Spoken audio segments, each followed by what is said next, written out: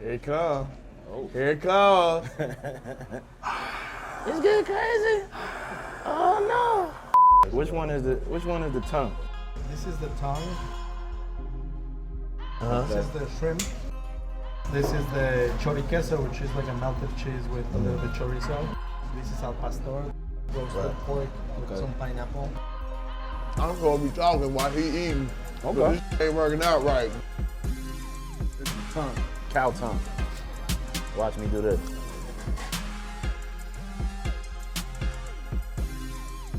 So let me ask you a quick question. What's the history? I lived in Harlem for 6 years. So Harlem means a lot to me. Like, what's the history and why here? It's a very good question, and I'm gonna tell you why. When I moved here like 25 years ago, obviously I'm from Mexico, and it was dear to my heart, Harlem, because I used to come up all the time to eat authentic Mexican food. Well, we appreciate you for us allowing us to be here because, like, I love tacos, they love tacos, and we just love we love it. And then we also love culture because Harlem has always been a beacon for people who have always wanted to have culture and put their piece of culture in the world. Right. So it means the world. Like, that's the reason why I love Harlem. I'm from Mississippi. When I lived in New York, Harlem reminded me, like when I would walk up 125th, it was the closest thing that I felt to Mississippi and the city environment because it felt like it was still ran by the people. First of all, I gotta definitely say I appreciate you a lot because one, not only are you a brother that went to HBCU, I went to HBCU as well, but honestly, my years in college, I grew up listening to you, and your music gives a lot of growth. And to add to that, excuse me for interrupting, and please continue where you are now. But I think we have to get back to culture. Like, we harp so much on youth. Youth is great. Yeah. But in every culture, especially in African culture, wisdom. That was the reason why I let my beard grow gray and I stopped doing the Beijing stuff. You was on the Beijing way? Oh, heavy. I was gray when I was 28. Let's be clear. That's early. And so, a lot of stress. But what I realized is that there is reverence in growing old and being wise. Yeah. Like, the youth are supposed to be the body. We're supposed to be the guidance. We're supposed to be the eyes and the mind of the movement. Yeah. So I wanted our children to see somebody grow into an elder gracefully. Because I'm gotta be honest, I don't know another motherfucker that looked this good. Like, I'm just being honest with you. I get it, ladies. I gotta be honest with you.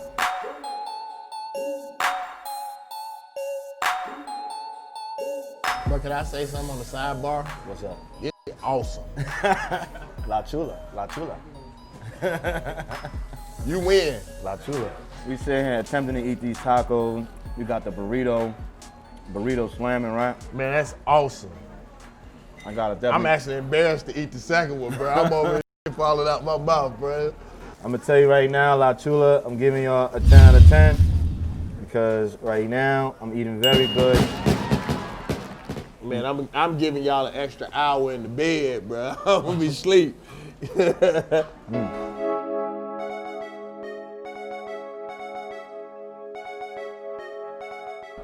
Like anybody that follows your career, you know, you had your ways, and then it was just like super, like the message was getting clear. Mm-hmm. Like you set the tone. I used to be riding around in an Impala, going crazy to Cadillac 22s. Right. Now but ain't that crazy though, bro? Like, people act like I just got conscious, bro. They don't even know about crooked letters, like, bro. And my crooked letter. Before David Banner as an artist, we were signed a penalty. I was in a conscious group called Crooked Letters. Like, bro, I've been conscious since the 11th grade, but the thing is, bro, it's hard to be conscious when you broke. Like, that's what I tell them about these children, bro. Like, how can you dream if you don't have a bed to sleep in? You feel me? So, like, for me, man, like, I'm honored, man, to be one of the people that these kids trust. I don't judge them. Because anything that these children do wrong is a reflection of what we did or did not teach them. I remember the day when I knew it was time for me to grow up, when I went back to Southern Baton Rouge, where I went to college. And, like, usually in your life, the college girls are game. Like, Yeah. But when I went on the college campus, it felt like I'm not supposed to be here. Yeah, I feel like that when I go to homecoming. This feel nasty. You feel what I'm saying? This feel like the old dude in the back of the club. It'd you be know like what I mean? when you was young, you like, oh, we ain't going to that old head gala. Now I want to go. Like that's where I want to be. Yeah. You know what I mean? So let's talk about that, because you do a lot of speaking at schools and things like that. Was it the growth that helped you want to teach the youngins, or? Well, no, what it was is that people think that kids are not into conscious music, or black people are not into conscious music, for different reasons. One of the reasons people don't like conscious music is because they just don't understand it. So if they don't understand it, it's our responsibility. It's like when we listen to Malcolm, we think by any means necessary. We mean that. We think that always means guns. No, if our people don't know, then by any means necessary, it's my responsibility to teach. And for some reason, I don't know why, these kids listen to me. You know what I'm saying? I remember this, bro. I asked Charlemagne. I said, Charlemagne, like these kids don't know nothing about like a pimp. Like, what? That's my record too. What? Why do why do all these young kids know me? And it's like a lot of these kids don't have fathers. Yeah. So like they literally Google online looking for a dad. You know what I mean? So they pick the strong figures, bro. Yeah, to raise them. Right, and they study us. And I'm honored to hopefully be one of those people, They definitely study you, bro, especially with the God box out. If I was still in school, my professor, he would have definitely broke down that project. It's crazy because this is one of the things that really let me down about hip hop. And I found this out about hip hop a long time ago. Hip hop is a lot more elitist than people will ever, really tell you about. Like, I had a conversation with KRS-one when I was in college. And I asked KRS-one to explain to me what hip hop was. 5. So he was like, it's the culture, it's the DJing, it's this. And I was like, well, bro. That's not going on down here. No. My homeboys really do sell dope. Yeah. The best food is in the strip clubs. That's a fact. Our real life do have a Cadillac on 22s. Yeah. So it is culture. It's just not your culture. Then he said, well, there has to be a line of demarcation that we must follow. Then I was like, well, why does it have to be y'all line? Because if you look at the samples, the samples come from our folks. We really looking at rapping. James Brown was rapping, and we want to be technical. That's a big fact. And he from the South. Like, let's be real. When you ask who your favorite DJs, people always pull Primo out. Primo from Prairie View. He not from Houston. Let's be real. He from Prairie View. Yeah. So, like, for me, like, I've always, as a Southerner, be like, dude, and that's one of the things that kill hip hop. Like, we loved y'all, and y'all on us. Ain't got no love for Outkast. Like, y'all shit on us, bro. People started off, they would give shouts out to everybody. Then when they blow, then it's just they borough, period. That's it. If you ain't from my borough, die. Like, bro, I thought it was about skills. I thought it was about beats and rhymes. It's not. It never has been. You feel me?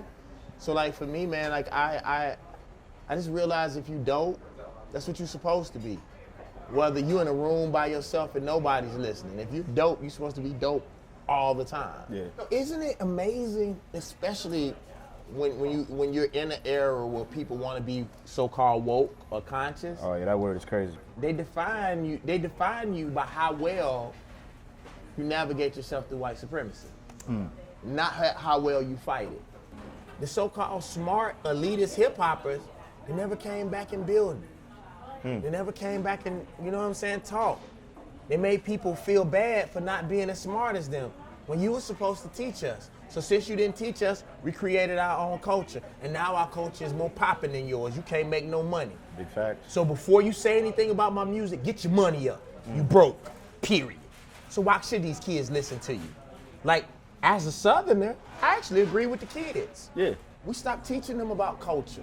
Culture, when black people bought into commercialism and capitalism, Lost the culture. we put culture on the back burner and we gave it away for free. You feel me? We ain't even selling culture. Oh no. We gave it away. I remember talking to people about Monique. And I was telling them, one of the biggest things that people were saying about Monique is that she's not relevant. Well, the reason why she's not relevant in a lot of cases is because she fought some of the biggest people in the movie industry. And they try to put it. Won't that hurt how much you're able to be seen? Yeah. So the same people that she fights get, they then turn around and say that she ain't popping, and she ain't popping because she fought for yo. See, I don't know, man. Like we are people of opulence. We are God's spoiled children. We come from the continent with the most resources, yes, the most diamonds and oil and gold. Like we are shiny people.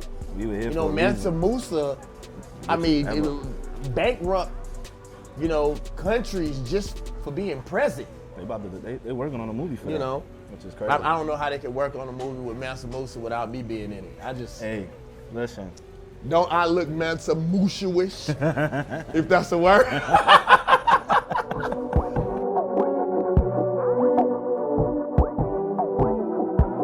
I gotta be honest with you that I never said this on camera before.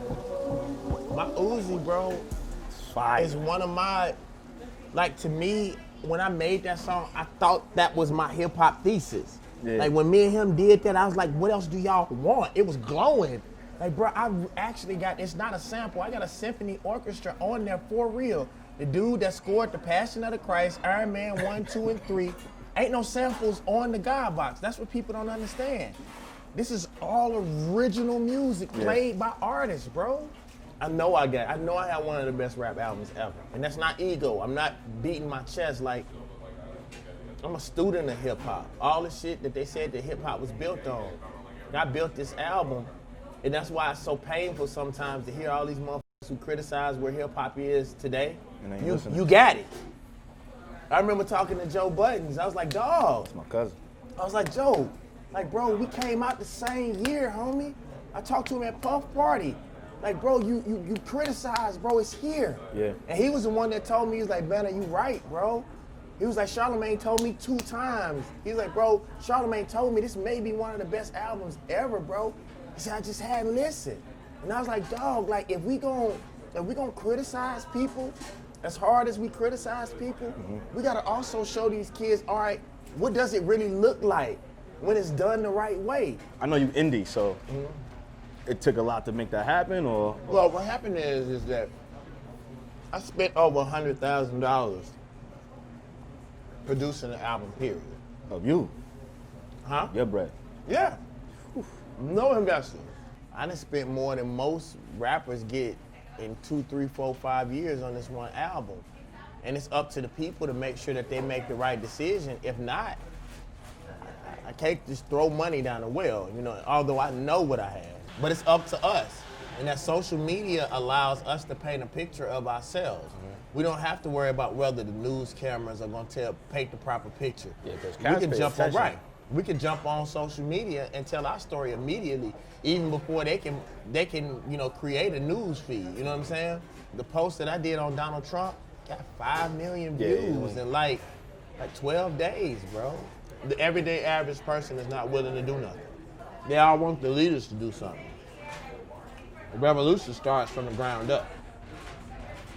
People, the everyday, ordinary father has to be willing to do something. And most of us are not truly ready to do nothing unless it happens to our child. But every child in our community is our child. I want to tell y'all, man, this is real dope. I like the vibe of it, man, and I really like the fact, and I want to say this because people don't get an opportunity to see what's behind the cameras. Bro, that is you and your people. You know what I'm saying? And good or bad, y'all love this and this is what you love to do. It gives me a vibe, and not that y'all are coupling with anybody else's do. That's how I felt when I saw Nori with Drink Champs. The first I went, because Nori really likes to drink and smoke for real. Oh yeah, we know. You know, for real. So it's genuine. He from Left Rack. Yeah, oh, I know. I was signing the penalty. That's what I was saying, they put the letters. But like I'm proud of what y'all doing, and you're doing it with your people. You know, so I just ask, man, if y'all truly think I'm doing good work, man, just stick with me. And if something ever happens to me, man, do something about it. Don't talk about it. But that won't happen, we good. And we're gonna keep good food in our belly and good drinks, man. My God. Oh man, anytime, bro. I thank y'all, man. All the time, bro. Out here kicking it with us at La Chula. It's awesome. Thank you. I'm proud of you.